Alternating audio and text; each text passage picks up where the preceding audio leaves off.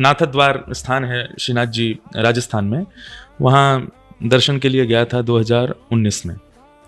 तो वहाँ से दर्शन करके जब निकला तो मार्ग में एक दुकान पर कथा चल रही थी। तो उस समय मेरी कथा कोई ऐसे सुनते ही नहीं थे, तो मैंने कहा ये मेरी आवाज़ कहाँ से आ रही है। तो एक दुकान से आवाज़ आई तो मैं वहाँ पहुँच गया। तो जैसे ही मैं पहुँचा तो मेरी ओर देखे, तो देख करके बोले आप तो यही व्यास जी हो ना जिनकी कथा चल रही है। मैंने कहा जी, आपको मैं बहुत दिन से प्रतीक्षा कर रहा हूँ, मेरे से ज़्यादा कोई और प्रतीक्षा कर रहे हैं।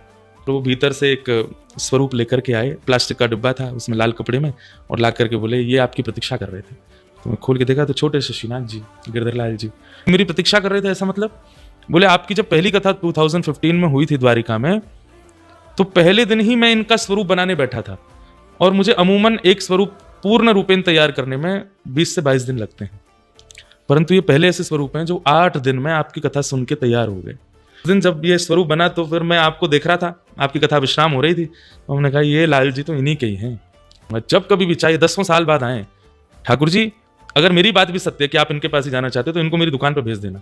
तो 2015 में तैयार हुए और 19 में मैं गया उनके यहाँ, तब तक उन्होंने वो संभाल के रखे। फिर वो